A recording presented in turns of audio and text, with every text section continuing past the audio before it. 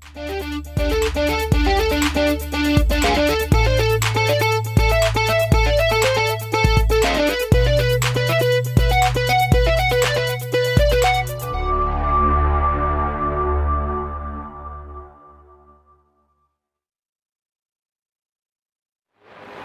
of Earth, we come in peace. Welcome to this neighborhood, neighbor. I am the Martian ambassador. Des Moines and all of central Iowa, welcome to Mac's World Live. Mac's World is your world. Every day we talk about the issues and topics that matter most to you. And as always, it's your voice we want to hear in Mac's World. So join the conversation by calling 515-244-0077. And now, here's the host of Mac's World Live, J. Michael McCoy. All right, good afternoon. It is, good morning, 9 minutes after the hour of 11 o'clock on the 30th day of January in the Lord's year 2016. I'm J. Michael McCoy, and this is a special edition of Mac's World Live here on webcast1live.com. You can always get this program anywhere around the world. Just go to www.webcast1, that's O-N-E, webcast1live.com. Of course, the regular players in-house today, Frank the Verse Thomas, Bob Montserrat, the Cat in the Hat, who's also watching our chat and also our text line. We have a line where people on their phones can text us and give us their comments, their criticisms, whatever they want. And of course, Ryan is producing. We are 72 hours away from one of the biggest days that the United States has ever seen. And that is the beginning of the 2016 election cycle. It is less than 3 days until the state of Iowa, 3 million people, a very small state in the United States. 3 million people will be invited to go caucus and tell America who they like best for the next president. These candidates have been with us for over 2 years at our state fairs, at our rallies, at our weddings, at our funerals. They've been on every television station, every radio station, and interviewed by every newspaper. This is the value of the first in the nation caucuses, and here in Iowa, we take it very, very seriously. We take it as a responsibility. It's not a bully pulpit. It's not something that we think we're special. We think that we are very responsible to make sure that the rest of the nation knows how we've met these candidates and what we think of them as President of the United States. Frank? They've ate all of our food, from pork chops to Snickers to Twinkies on a stick, out at the state fairground. Every one of them. Then they all get in the booth and help prepare the food. Yeah, and all the presidential candidates, except for probably one, has really been a good sport about all the stuff that we ask them to do. Because there's lots of times these candidates sit in front of 10 people for an hour. It's very rare that there are these thousands and thousands of people at these rallies that we've seen this year. That is really something that Donald Trump, billionaire New York businessman, who has brought to this election. Beforehand, the biggest crowd that a candidate might speak before might be 30 people, maybe 50 people. This year, thousands of people have gathered at Trump events, at Cruz events, at Marco Rubio events, at Hillary Clinton events, Bernie Sanders. This has been quite an amazing time for the United States of America and the state of Iowa. Would you agree with me when I say that whether we like Trump or not, he's definitely brought an intangible to this political season that brought an air of excitement, or he's brought some change to the normal set of events that are happening. Yeah, and I think it's been a good thing. I mean, it has shook up the establishment. I think most people would have told you that Huckabee or Jeb Bush would probably have been the front runner by far from day one. And I don't think Jeb Bush is even in the top 9 or 10. Well, yesterday I made the point on air that talking heads on the radio or on the TV programs were saying that particularly Donald Trump rattles Jeb Bush. Yes. And if it hadn't have been for Trump getting in the campaign this season, it might have been an open might have been an open road for Jeb Bush to the White House. Yeah. But Trump got in and disrupted, in particular, Jeb. I think that's true. Now, we also have a text line which Bob Montserrat manages for us, and that's 515-809-0993. Any texts off the Service Legend Truth text line coming in today? Well, yeah, there's one. If you remember when Trump was talking to at Liberty University. Yes. And he quoted scripture, and he said 2 Corinthians. Right, rather than 2 Corinthians, which is like most evangelicals and Catholicists and most Presbyterians and Christians would say. Right, most people would say that, but a comment here was that Alistair Begg, who is a radio preacher, Yep. he was on and he said 2 Corinthians. Yeah, and that's a very European thing. That's acceptable. It should be acceptable here, but unfortunately, it's a term when someone uses an evangelical will perk their ears up and go, "Huh? Yeah. What did he just say?" Even in New York City, Yeah. right? And Bob quizzed the texter back and said, well, was that just a one-off? And the response was, no, Alistair says that all the time. All right, let's talk for a minute about who we're leaning towards. And I will tell you that as a radio show host, even though we're heard around the world on webcast1live.com, I don't endorse anybody. I'm nobody. I'm just a talk show host. I have no desire to influence what another person might do or think when they're caucusing or voting. Quite frankly, if you think because I think somebody's the best guy, that's who you're going to caucus for, I would ask you to think twice about that. We all have our own personal reasons, many times brought to us in prayer by who God would like to run this country. Now, most evangelicals will tell you that the last 8 years, why Barack Obama was the guy that God put in place, it amazes us. But we honor our God, we follow him, we serve him, and we will hope that all things will turn out for good, as Paul says in the book of Romans. Well, in my particular denomination, we request that we don't endorse, I don't even know if I've heard a sermon to go vote. We just simply say pray for our leaders. But I find it a little perplexing in this campaign season that I follow the Martin Luther thing that I should vote my conscience and do things according to my conscience. And I find some in our state are wanting to particularly coalesce around a certain candidate, a certain right-wing candidate. Ted Cruz. And they seem to be beating the pulpit and being a little bully from the pulpit. And I as a Christian, I want to go into the caucus. I want to vote my conscience. And then when it gets down to the 2 main candidates, Republican and Democrat, then I may be a little more, take a little more of a hardline stand, be a little more snarky. Do you know who you're going to caucus for yet Monday night? Look at me here. Yes, I believe I will be caucusing for Ben Carson. Okay, now, Bob, you're probably the guy that will decide last when you go and caucus on Monday night. Yeah, and this is from past experience. Every time I've been to a caucus, and I'm one that goes to caucuses, I always wait till the last minute and then make a decision when they say, okay, you need to write down, the candidate that you want.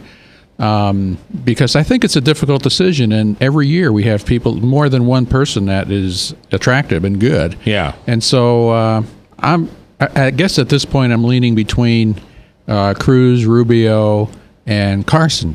Yeah. And what's important to me is that a person has a biblical background, biblical worldview. So that's very important to me. Well, in my opinion, it all depends to me whether Hillary gets indicted or not. Because if Hillary doesn't get indicted and she's the nominee, I don't think there's anyone out there, and this is someone who's going to caucus for Ben Carson, I don't think there's anyone out there that can full throat take her to the mat and take her out other than Donald Trump. So if it comes down to Hillary, I think I would probably lean towards Trump because I don't think any of the other candidates could beat her. Well, and I think we all know on this program, and by the way, it's your voice we want to hear, 515-244-0077. Feel free to call and let us know what you're thinking today. It is your voice I want to hear.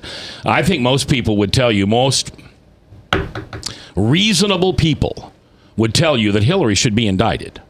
I mean, what the FBI has found out in her private emails is treasonous. And at the least, as Secretary of State, if we can't trust her to be secretive and keep the secrets of the United States as Secretary of State, how could we ever think She has the integrity to be president of the United States. Have you heard the latest news, hot off the press? I don't know. Tell me what it is. Last night on Fox News, they were reporting that the Obama White House has released something that says that Hillary has at least 22 highly, above high classified emails on that server. And Hillary said, oh, yeah, go ahead and release it all. Well, they know they're not going to release that stuff because it includes moles. It includes people's names who helped tell us things, and it's the point that she's got 22 right now that the White House admits to. So this woman is in some deep doo-doo. Yeah, and it's my belief that that's been Obama's plan all along. Them and the Clintons have never liked each other. They've never gotten along. Hillary was crowned the winner of the caucuses 8 years ago. Coronation. And then at the last minute, Barack Obama won it. And then it came around 4 years later, and she had been Secretary of State. And, of course, she didn't run against Obama, but there's no lost love there. I believe that at the last minute, President Obama is going to ask Joe Biden, his vice president and confidant, to step up, take it for America. Do it for America, Joe. Poor Hillary, she's been indicted. We need somebody on the Democratic side that can carry this torch through. I agree. You know, I predicted that about 4 or 5 months ago. I know you did. And the thing is, Biden recently came out and said that a socialist should not be running this country. And that would be Bernie Sanders. All right, 515-244-0077. This is Mac's World. I'm J. Michael McCoy. If I haven't told you lately, thanks for listening and watching. I love this job, and I couldn't do it without you. Right here on webcast1live.com. Remember, Donald Trump came into this state and hit it hard. Hit it very hard. And the Trump supporters are in the thousands. I was one of them until just last week, when Donald Trump declared that his followers, that would be me, were so loyal that if he went into the streets of Manhattan and shot someone, that I would still follow him. I can't follow a man who thinks that I'm so ignorant and so blind to him that I would allow him to do such a horrible thing and think that I would vote for him.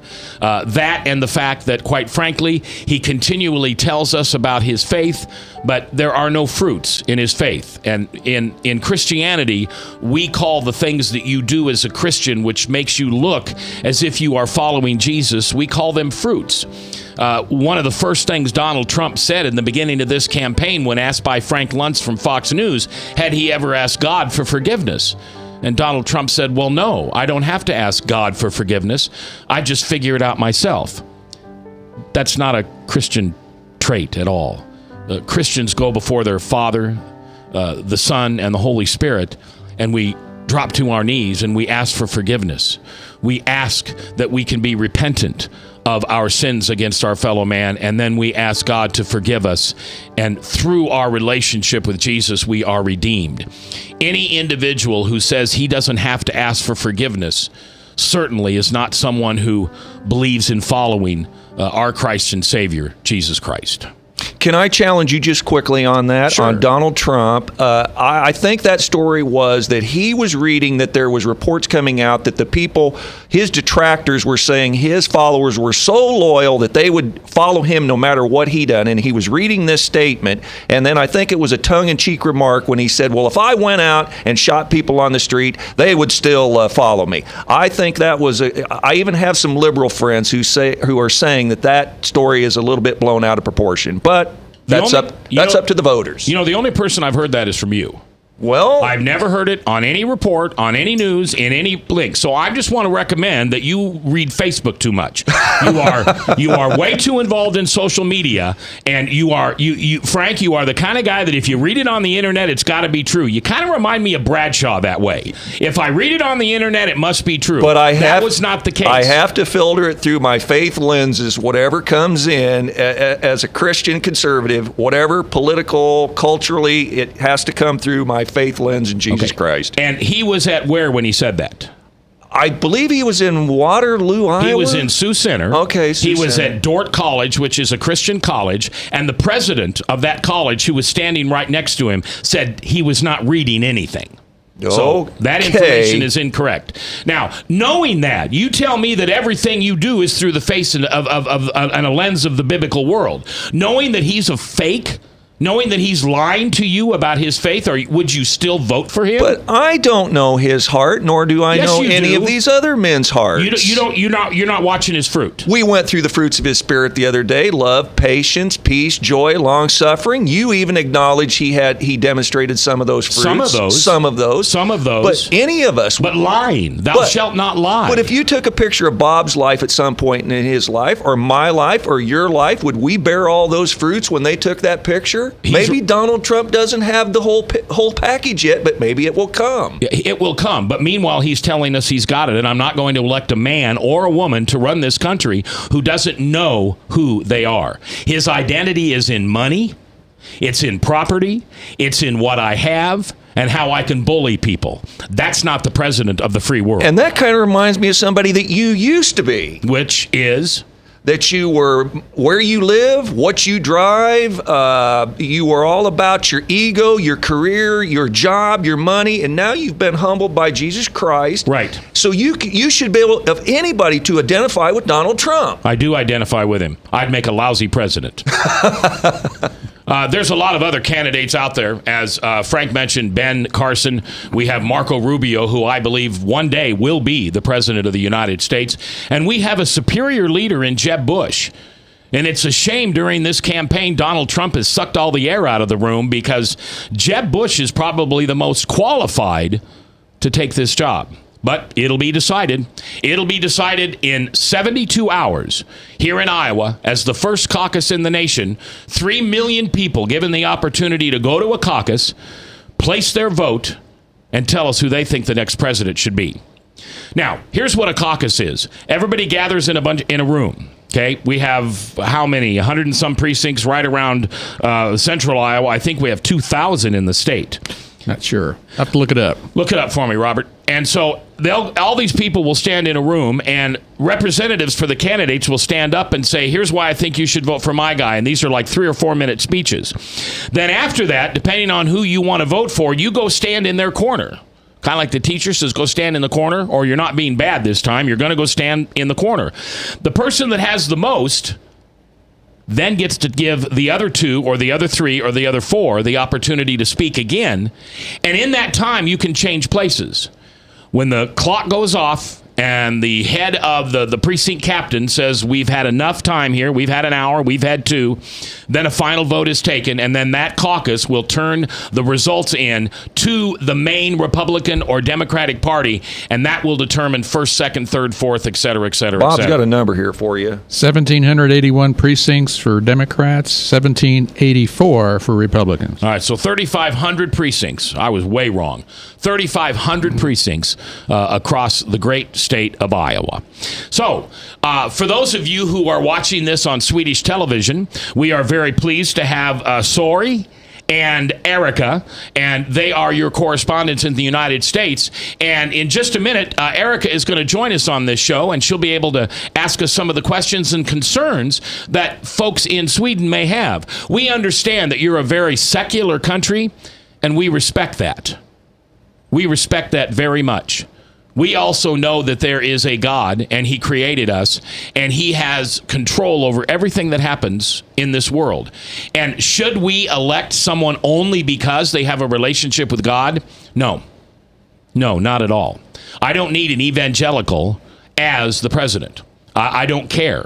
We've had non-evangelicals. We've had people of different faiths, different denominations. We want to elect a president who can run this country and be the greatest CEO of America in the history of this nation. If he has a relationship with his creator and believes some of the things that I do personally, that's great. But we don't elect someone because of their religion or their faith or anything else in this country. We elect people because they are great leaders and they know how to take America to the next level. I'll take Donald Trump's slogan because it's great. Let's make America great again. So, Erica, welcome. Nice to have you here. Thank you. First time you ever been on American radio? Absolutely, yes. There we go. Nice to have you. Thanks. Nice to be here. What questions would you have for myself or my listeners? They can also call in on the text line at 515-809-0993. Well, I think for us as Swedish viewers, it is a bit alien why God at all needs to be part of the political conversation. So if you could explain that to me. Yeah, it's easy. God is a part of everything. We don't have a choice whether God is a part of everything or not. God is a part of this moment right here. He's a part of all of our children, all of our grandchildren. He may not cause what happens in this world, but he does look out for us and turns everything to good if he can. But help me understand, and let's take an example. Okay. In this country, there's a lot of discussion going on whether there should be more tax money being allocated towards infrastructure. You have a problem in the U.S. with crumbling infrastructure. Yes, we do. How can God ever be a part of that decision-making? Well, God is a part of everything. So I'll try to specifically to answer you. God wants us to be safe when we travel down the road. He wants myself and my 4 children and my 6 grandchildren to be safe. In order to do that, he has very smart people who are engineers, who are construction people, who are people who know how to rebuild and build infrastructure. So their job is to make sure that we are safe as we drive down the road or we walk into a building or we get on a train or a plane. My job is to talk on the radio about Jesus and what he does for us. God gives us each individual gifts and talents that he needs all of us to do in this country. But with all due respect, you're not answering my question. I'm sorry. I want to answer your question. In what way...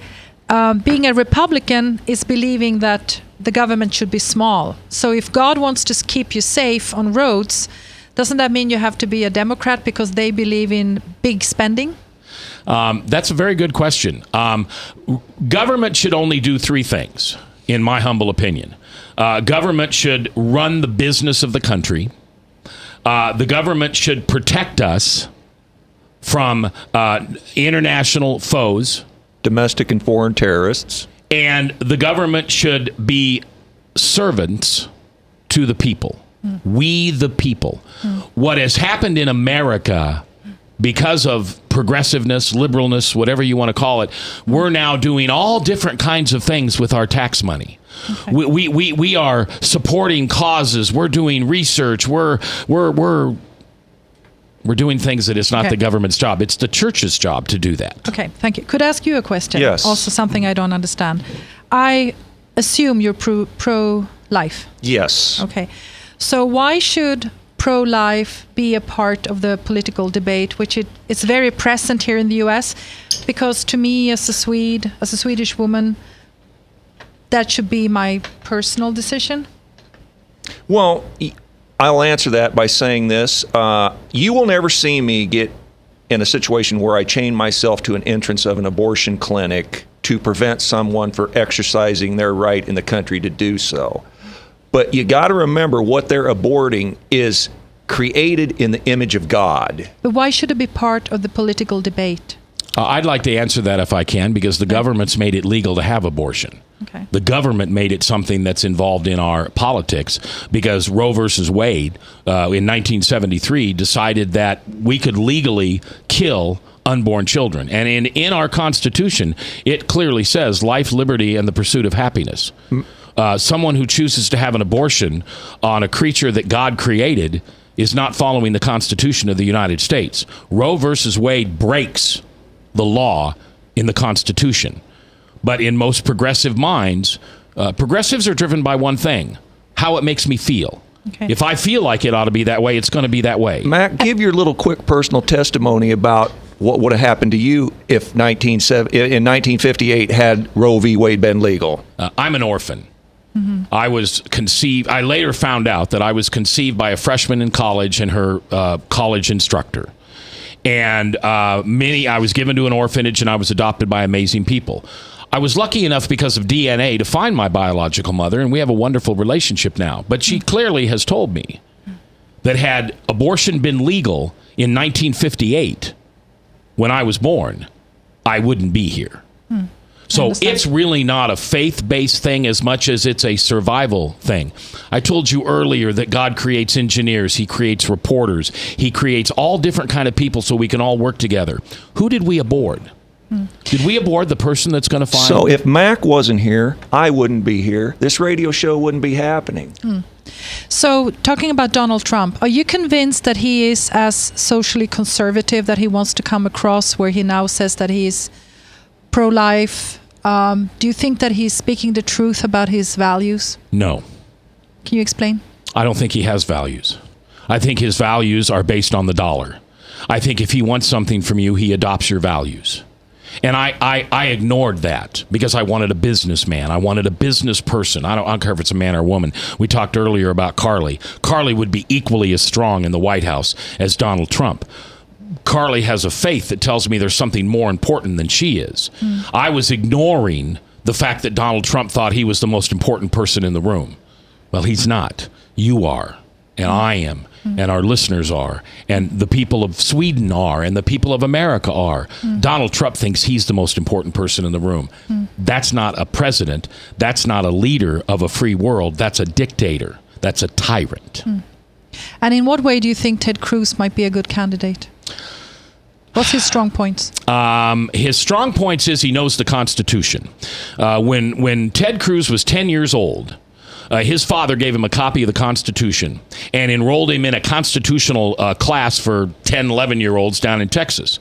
Ted memorized the Constitution, and then his whole entire life he has debated Constitution. He debated in college some of the best debaters in the world.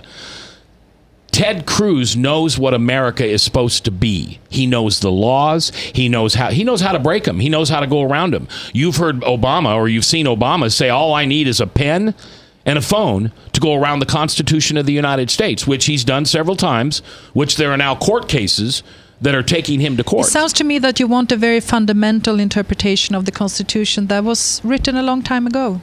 Well, the Constitution doesn't change as time goes on. That's one of the things that's made America great. The Constitution cannot change. It's what we were built on. It's our foundation. If all of a sudden we can decide later on that we're not going to follow the Constitution anymore, then what good are we? Whatever's in the wind, that's who we're going to follow. Okay. Could I ask you something, sir? What is making it difficult for you to decide? Well, since I look for a biblical-based individual, those three people I mentioned have a biblical base. And so, I think who's going to be the most effective? Who's going to rely most on their God? My God. Who's going to go to him for every decision that needs to be made?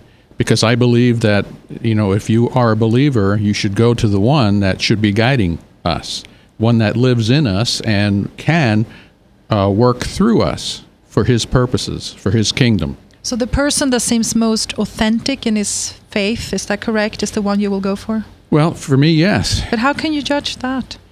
Well, that's not an easy thing because there are a lot of lies that are coming out over the air, a lot of things that never came out before now, last week before a caucus, coming out now. And so it's a matter of doing your research and looking into the history and the background and so forth, which is what I've been doing. I've been studying and looking and still... is it going to be my decision? I don't want it to be my decision. I want God to work through me and give me that person that he wants me to vote for. Mm-hmm. And the last question I have is about the Democratic candidates. What's your take on them, Mac? Well, I'm old, and I've been watching the Clintons for a lot of years. I can remember back when Richard Nixon was impeached, and it was Hillary Clinton who was on the impeachment committee, and she was fired. She was thrown off of that government committee because the leader of that committee, the chairman of that committee, said she had no integrity. So why don't you want her? She has no integrity. She can be bought. She lies. If she did not keep the secrets of America on her emails as Secretary of State, what is she going to do as president? She is not eligible. She has not proven to me over all the years I've watched this person that she is capable of being a person of integrity. How about Bernie Sanders? He seems to have integrity. Bernie's fun. Bernie's just fun. He's just a fun guy to watch. And somebody had to go up against Hillary, otherwise she was going to be coronated, as Frank said earlier. Bernie's fine, but Bernie's a socialist. Bernie thinks that we ought to give the government 90% of our paychecks. Now, I don't know the way it works in Sweden, but I keep about 75% of my paycheck. I put 25% towards the government. That's way too much. If all you're going to do is protect me, and all you're going to do is make sure my infrastructure is fine, and all you're going to do is make sure that we have a system that protects us around the world, the government doesn't need 90%. In Bernie Sanders' eyes, the government owns you. He owns your health care. The government owns your job, what you're going to retire with, everything. That's not the American way. Okay. Thank you. Well, I've asked my questions. Thank you very much. Thanks.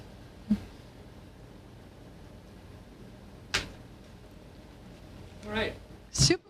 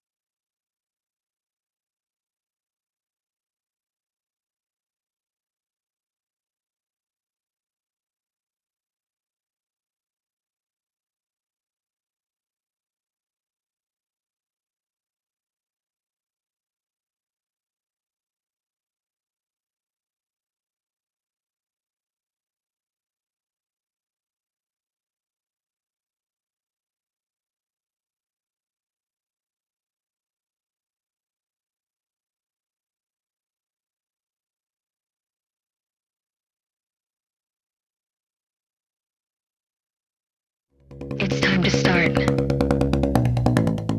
Rock concert movement number 1.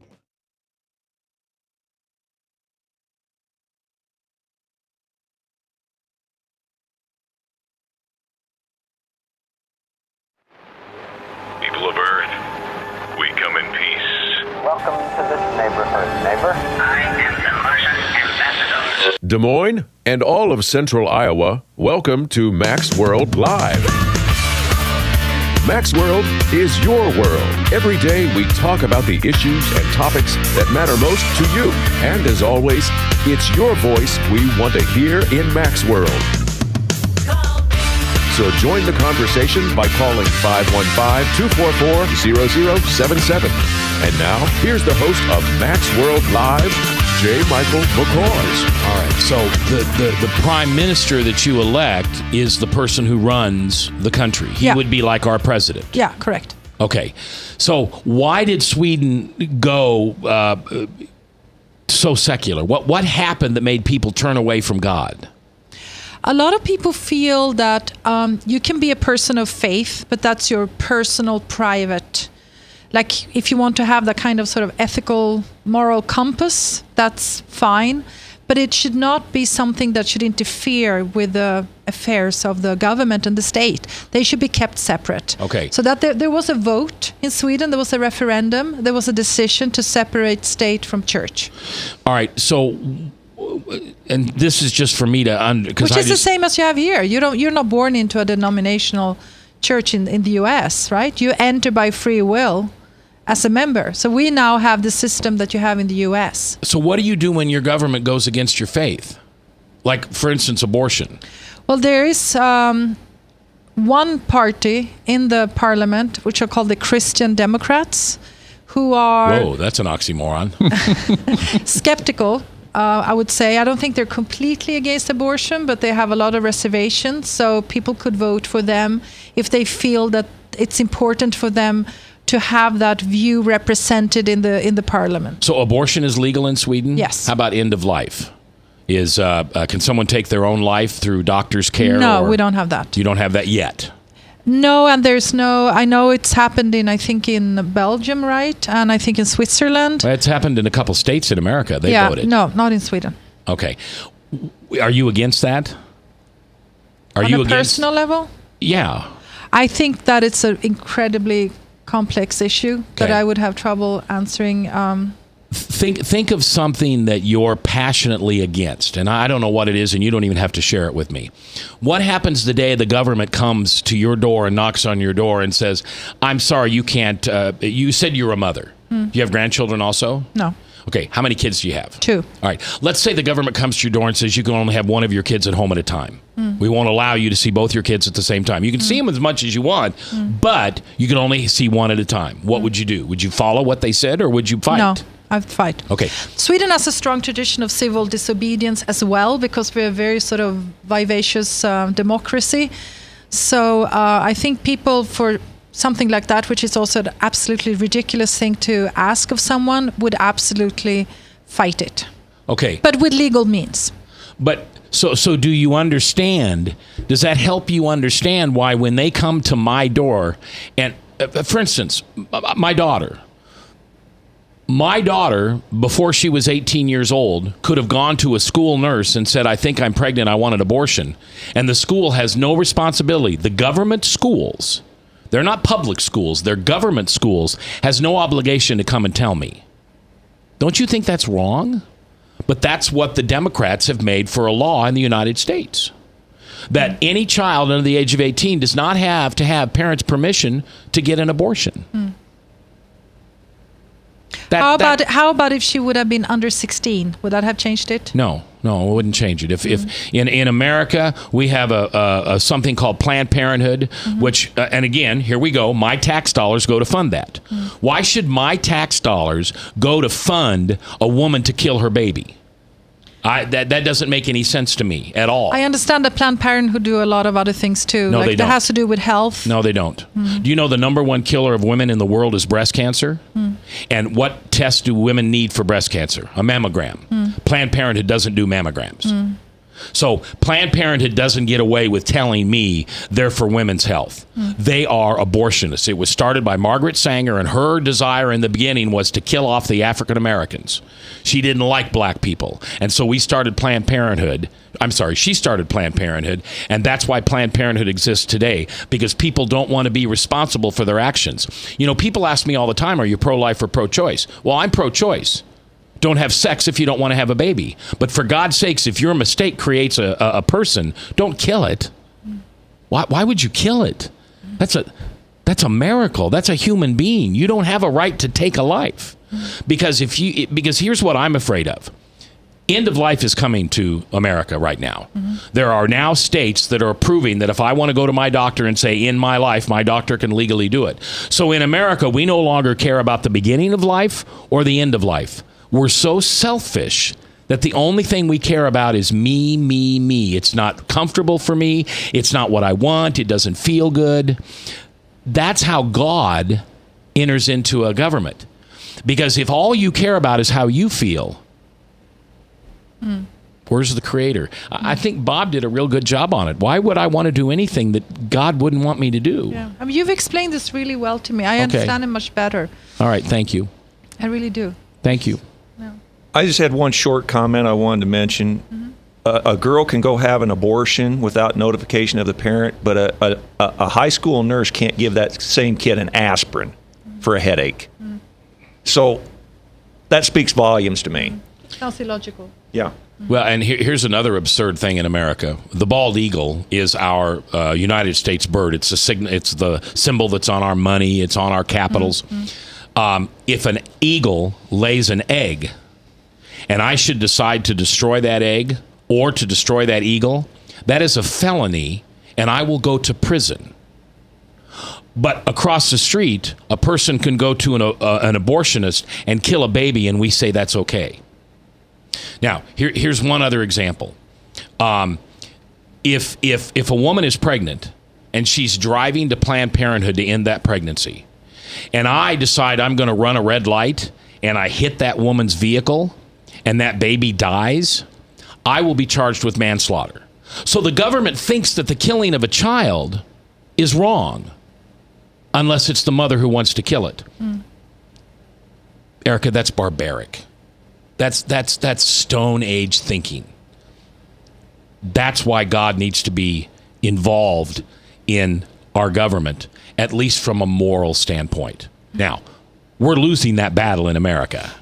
I mean, we have so many things that go against the Word of God. I've read that young people are less and less churchgoers, and the U.S. is becoming more secular as well. Isn't that correct? It is. Oh yeah, it is. We have a growth of atheism, kind of 14 to 19%. I don't know if you can prove they're atheists, but that's I read that. That's an upcoming thing in our country, and I think around the world.